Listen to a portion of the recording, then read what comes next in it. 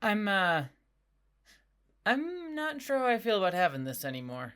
And that's good.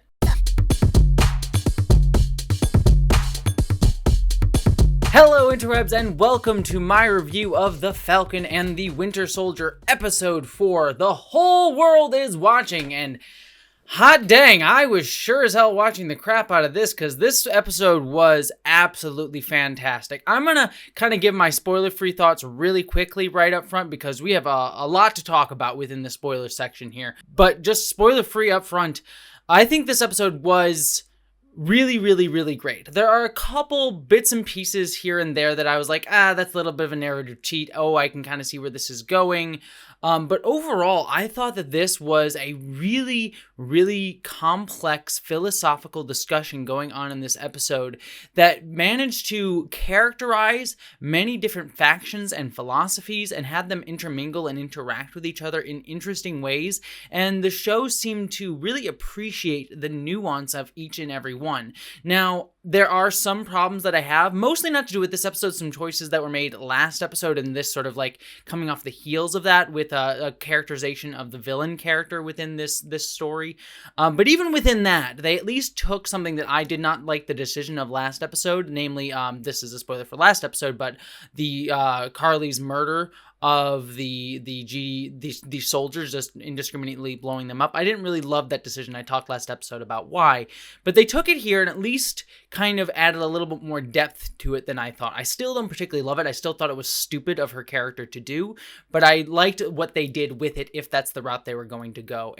But then also this episode finally brings back in discount Captain America, I should say. John Walker has him play off of everything really interestingly. You have Zemo bringing up some interesting points and interesting philosophy. You have the Wakandans coming in here and having their own sort of stuff going on. Like, this episode has a lot going on, a lot of different factions with a lot of different desires and viewpoints and beliefs. And the episode did a great job just kind of giving a showcase for each and every one of them. And I'm honestly just kind of floored. I'm nervous about how this show is going to wrap all of it out because I look back at WandaVision and even some MCU films as well where I'm like, okay, in the middle of them, I think they're really great meditations on whatever topic they're doing, like WandaVision with grief, for example, but then they don't really stick the landing. So I think this show is doing this Falcon and the Winter Soldier is doing a fantastic job bringing up all these philosophical points. And I think this episode does them wonderfully, but it has me kind of nervous because I feel like, it really is going to depend where this show kind of comes down on in the end that is going to retroactively color all of my viewings of the rest of these episodes. So I love everything in this episode, and I especially love the moment at the end of this episode with, again, another asterisk that I'll talk about when I get there. But it's all going to be dependent on how the show wraps out, but I enjoyed this one fully. But enough of me being very vague because we have to get to the spoiler section to be able to talk about everything that I want to talk about. So let's just dive right in, everybody. We start the episode off with a flashback to Wakanda, and we see Bucky sort of getting deprogrammed by Io. I really liked this scene because it really showed the depth between Io and Bucky, sort of showed the lengths and sort of mental trauma that Bucky had to go through to be deprogrammed and how important Wakanda was to that journey and why he would have some sort of tether to them. And I like that we got a little bit of characterization for Io, that she does seem to care for Bucky, legitimately care for Bucky, and tying it into the line of her saying you're free, that idea of being sort of free from bondage sort of thing. It's not made less powerful, let's say, that a black woman is saying that, even though Wakandans were never enslaved. There was some weight to that line because of the fact that it was coming from a black woman, at least from my perspective. And I thought that was it was a really nice opening sequence to really show that what it meant to Bucky. But then back in the present day, we have an interesting conversation between Sam and Zemo, where Zemo kind of presents his philosophy that anyone who becomes a super soldier is inherently supremacist, that when they sort of make themselves better than other people, they're going to inherently start seeing themselves as better than other people because of the power that they have. That power will corrupt how you view others and view the world and view yourself as better, and that there's nothing you can do about that. And obviously Bucky brings up an interesting point Sam, I think, actually brought it up, up, one of the two of them brought it up, that Steve was never corrupted.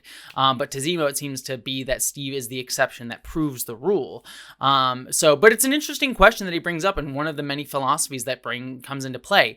Does power, like the super soldier serum, or just power in general, make you an inherently supremacist person, makes you start viewing people as less than, as seeing yourself as better? The sort of Nazi ideology, basically, that Zemo was pushing up against, that he was sort of referenced with Steve, with the blonde hair, blue eyes sort of thing, that there is a better person, a stronger person, that the Nazis believed, that sort of supremacist ideal. It's a very interesting idea to sort of bring up, that if you make a better person physically, will that make them sort of think that they are a better person?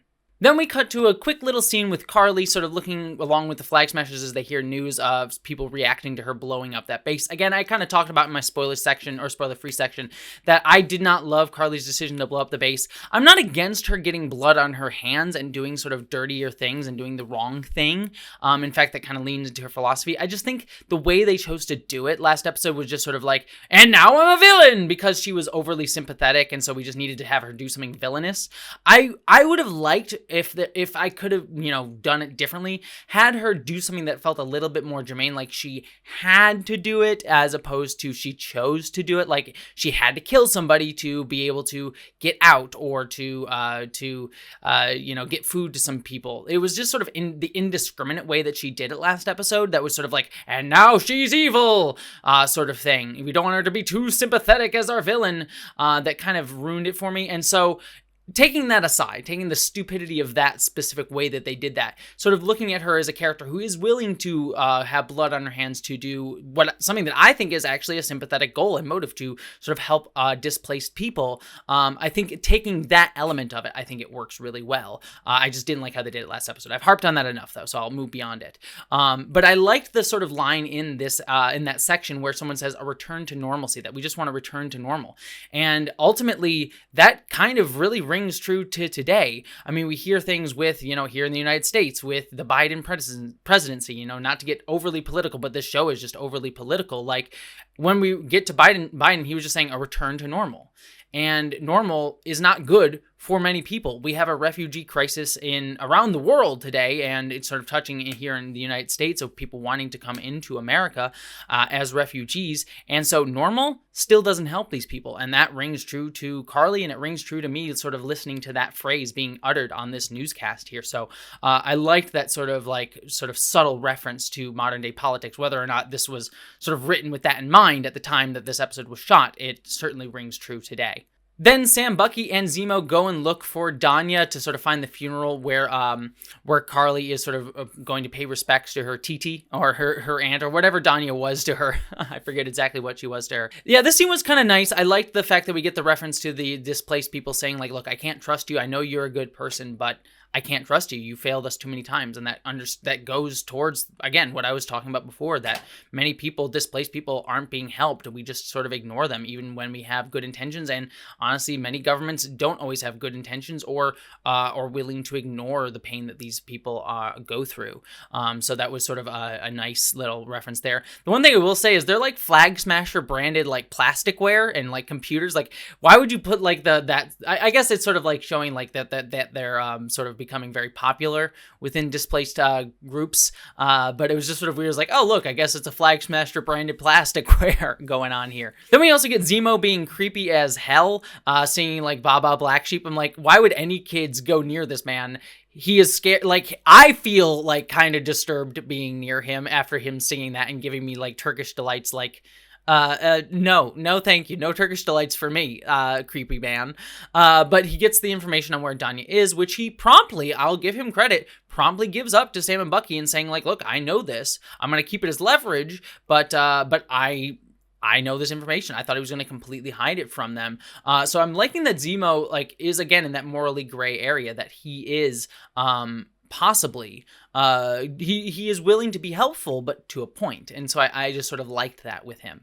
We also get a call to Sharon Carter coming back into this episode, where she's saying Madripoor is sort of going to become a dangerous place because the Power Broker is angry at Karli and wants Karli to give back the super soldier serum, which I know a lot of people last week made reference, and I kind of fall into this theory too now thinking about it, that Sharon Carter is actually the Power Broker. It wouldn't make sense for Zemo to be the Power Broker, considering that the Power Broker wants the super soldier serum, and Zemo, as we see later this episode, literally destroys the super soldier serum. I know I'm getting a little bit ahead of myself. So I'm honestly thinking that Sharon Carter really is the only other character that we've known so far that kind of fits with the Power Broker, that she would want this power, and it would sort of understandably explain why she was still on the run after all these years, because I would have thought Steve would have tried to help her, but it would make sense if she was the Power Broker that she didn't want to be saved. She didn't want to be sort of forgiven for everything, that she wanted to sort of use her power while she's on the run. So that would sort of make sense that she would be the Power Broker. I think that is probably a good bet, because other than that, I feel like if she's not the Power Broker, it's probably going to be a new character, which would feel a little bit unsatisfying to me, but I'm not totally against that being the case. The Power Broker is just some random person, which actually would be kind of a nice subversion of that trope. But if it is going to be a character that we know, my bet's on Sharon Carter. I also like that before they go out to Danya's funeral, that Sam basically kind of empathizes with Karli. As I was saying earlier in last episode and kind of throughout the series, I empathize heavily with Karli. I agree with her stance that she wants to help displaced people. I know a lot of people in my comments last week and on Twitter were saying like, oh, Karli's evil because she wants to go back to the times that during the blip, she wants to kill 50% of people. And I don't think that was her goal. That was sort of what was told to us in the first episode of the series, that she like thought times during the blip were better because there were less people. But I don't think her goal is to like massacre 50% of people. I don't think she's trying to be a Thanos person. She's just saying like, look, a lot of people got hurt and displaced by the blip. And so we need to kind of deal with them and we need to help them. This is how radicalization like this happens, when people are just continually forgotten, and when they need help. And I like her idea, as she says during the funeral later on in the episode. I keep kind of jumping ahead, but it's sort of interesting philosophically, where she says we're all one people and we should act accordingly. I'm like, yeah, I agree. I agree 150% with this character. Like, honestly, other than the fact that she killed a bunch of like quote unquote innocent people, we could argue whether they're innocent or not, but she sort of needlessly killed people when she didn't have to. Other than that, I kind of completely agree with her goal and her ideology, and I'm liking that Sam is too. Like I said, I've harped on this point enough, so I'll kind of end it here, but I just think that if they had shown her being sort of like going too far a little bit better, I think that would have helped the writing. And so I just think that that's just the one frustrating thing that just gets me here, because I can understand her being sort of going too far. I just don't like the way that they showed that. It felt too easy and too like overly villainous for this character, who I think really sits very interestingly in a nuanced area. And I like that she is sort of saying that she's willing to get her hands dirty, and she has that conversation with her friend when she's picking up the super soldier serum, where she says, you know, Captain America is a symbol that needs to die. Like their things aren't as black and white anymore, that we need to sort of do these things to go ahead. And I honestly, that resonates with me today for all the reasons that I've been talking about here. Like, I would not use her methods, especially the overly villainous ones that the show has sort of prescribed to her. But I don't not understand. I understand her. I do. Very much so. But then we meet up with good old Captain Walker. I'm going to call him Captain Walker now, because he's not Captain America. Symbolically, he represents America today, which we'll get to. So maybe he is the best Captain America. Maybe he's a better Captain America than Steve was, in terms of representing America and what it truly is, and not what the idealized version of America is, that Steve sort of came to represent. Anyways, getting ahead of myself again. But again, all this philosophy is in this episode, and I like that it's sort of grappling with what all of these different themes mean in this show. But Sam goes to Danya's funeral, and he has this conversation with Danya, kind of talking about what we've all said. He sort of agrees with her. He understands her. He thinks her methods have gone too far. I also should mention, within that conversation between Sam and Karli, there was a few things that I really, really liked. Like I said, I agree with her saying that corporations are sort of the bad guys. They're the ones that should be vilified. Don't disagree there as a proud leftist. a sort of like her sort of saying these people were roadblocks on my way. It's like that gets to her mindset. I would have liked that. I liked how that sort of came up with her. But again, it felt a little bit forced with her calling these people roadblocks. I don't disagree. I disagree with her dehumanizing these people, and it feels like a step too far. But it reads true to the character. Again, it just sort of kind of irks me a little bit after the overly villainous act that she did last episode. Then we get the one kind of frustrating part with this episode that I really had, which was the sort of like trope of John's impatient, so he wants to rush in, and it sort of stops the understanding from happening. And I was just sort of frustrated, like, oh, of course John is going to run in and sort of disrupt everything. It's just incredibly frustrating, and it's overused as trope, though it does fit him as a character, to be entirely fair. But he runs in, disrupts everything. There's a huge fight. Karli gets away, obviously, and starts to not trust Sam completely. But during the fight, of course, Zemo manages to stop Karli, and he sees the super soldier serum, and he starts a-stomping. He starts the stomping, just stepping on all those precious, precious vials of sweet, sweet serum. But Walker stops him at the last minute. Karli gets away, and Walker manages to find one last vial of super soldier serum.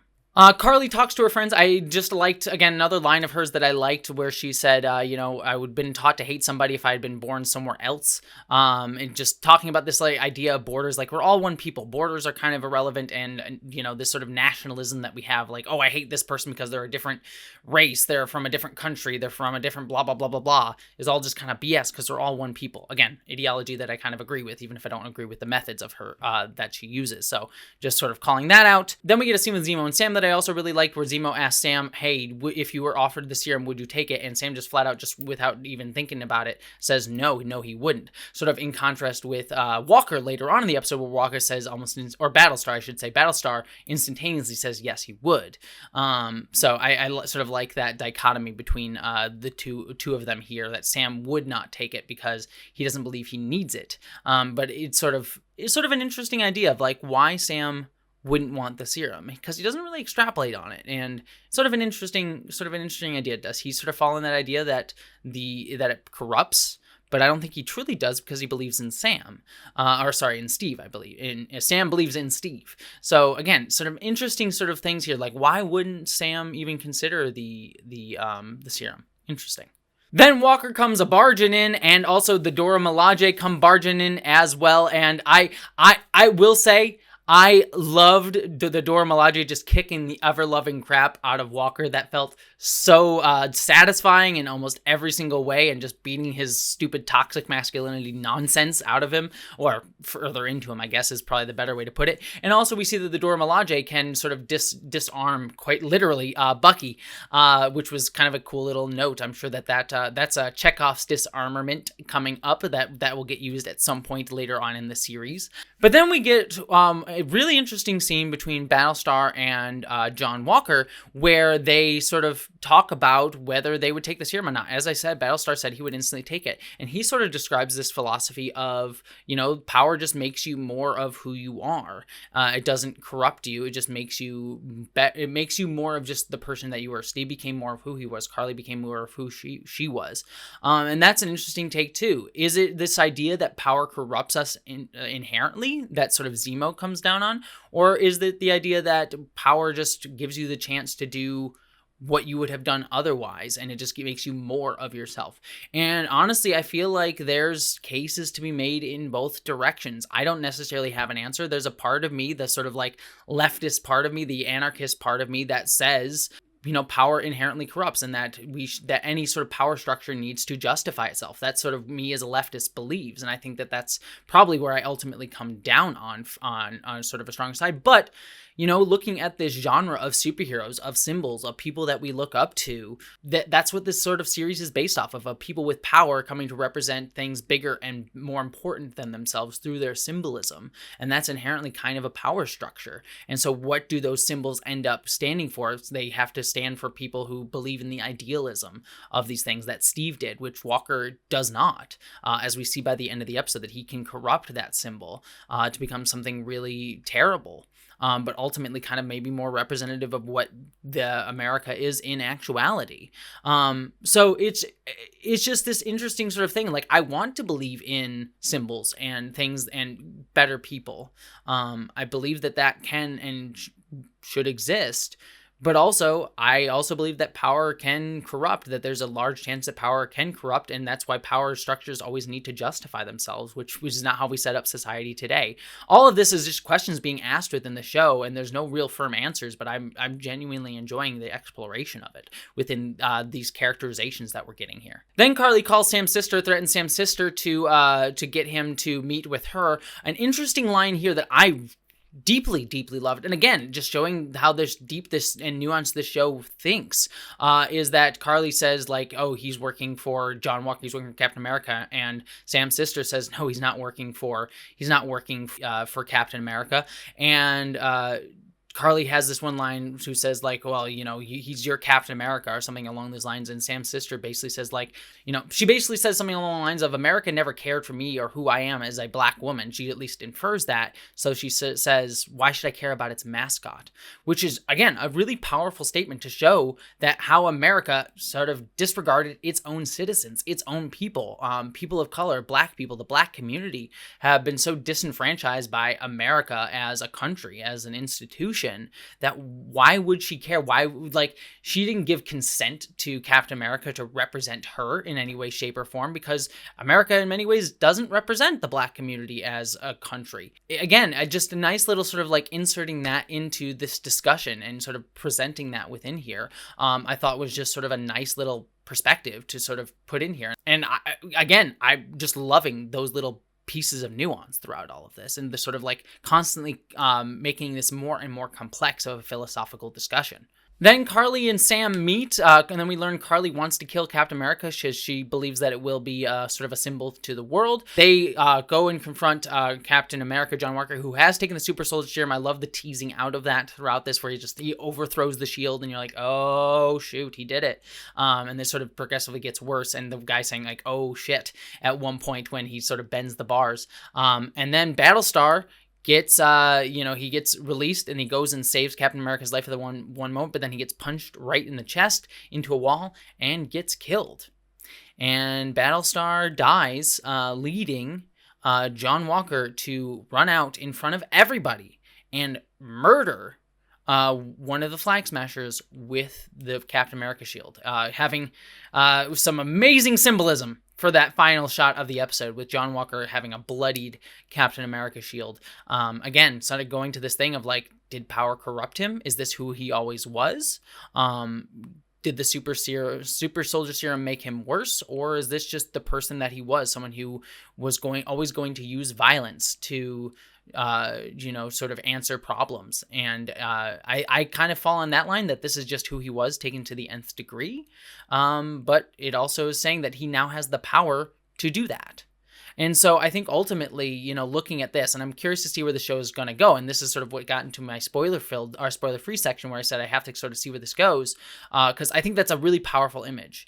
And so I ultimately wonder where this show is going to come down on, because I kind of feel like, and it would be an interesting take if it was sort of talking about like, power doesn't necessarily corrupt, but those with power, those who have the ability to do harm and want to do harm when given power will do that harm and perpetuate that harm. And so that's why power should be always checked and always held back and sort of justify itself. It'll be an interesting balance, and I'm curious to see how the show goes forward. Again, I apologize if I haven't said this all perfectly. If I've gotten some of the nuance wrong here or there, I am recording this video at 1 o'clock in the morning, so forgive me if I'm a little bit less coherent on this as I could be, but I thought that was just sort of a brilliant way to end this. The only thing that I will say that did bother me, and this, I'll sort of leave this as sort of like an interesting final note, because it's not something that I necessarily can answer here. This is a show that features many black protagonists, and there are a lot of discussions about what it means to be black in America, black within the world within this show, especially in America. We've saw that throughout this series so far, but also Wakanda being brought into this and sort of what they mean to the black community in many ways, shapes, or forms. So all that being said, I do find it troubling, would probably be the best word, that the first major character to die within the show is a black man. And a black man dies, basically is fridged to further the storyline of John Walker. So it's basically a fridging of a character to further a white man's storyline. fridging a black man to further a white man's storyline.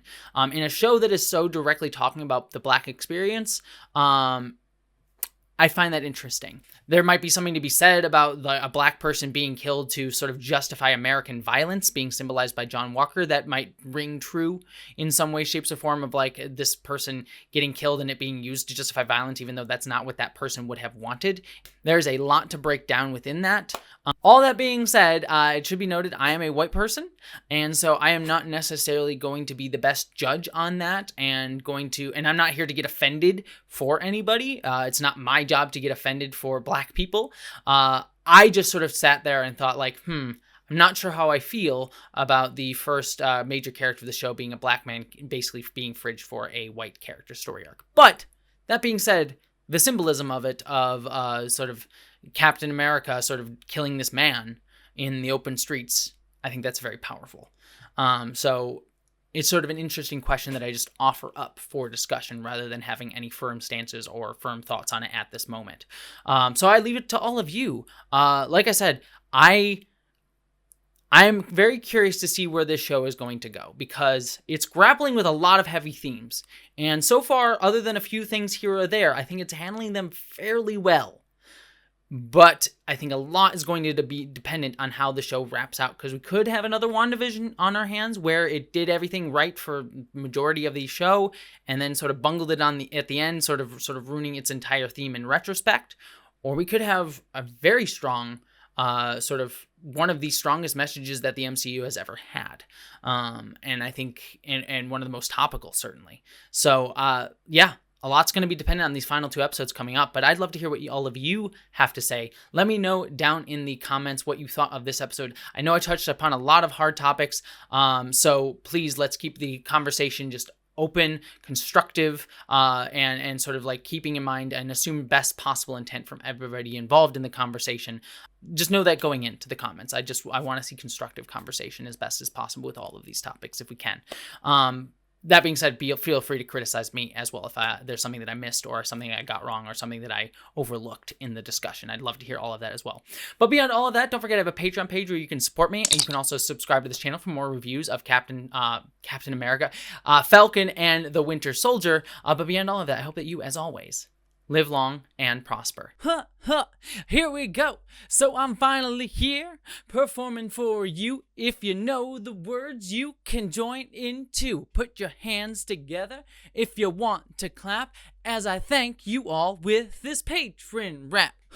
Catherine Lambeth, Miranda Janelle, Ashley Allen, Bucky and Io, Eli Bergmas, Aslan Solstice, John Cool, Greg Gillum, Stephen Kleinard, Randy Thompson, Felicia Toast, Wellington Marcus, Boyd Earl and Mary Beth Earl, Stephen Schuhart, Wayne Twitchell, Corey Honkinen, and Vale Dunn, A Man Chooses, A Slave Obeys, Ish the Mad, Dominic Noble, Buttoneer, John Steele, What Does God Need with a Starship? Michael Beam, Meadow Whisperer, William Steele, Chamomile Tea, BBD, Munir Amlani, Jason Knott, John Weatherby, Maeve Liama, Bree Beecher, Andrew K., Nathan Steele, Sky Skinner, Sean Piper, Flynn, Wen Dizzle Bizzle, Tiffany Danger, Cass the Lass, Laura Dermero, Geek Filter, Mari Neckar,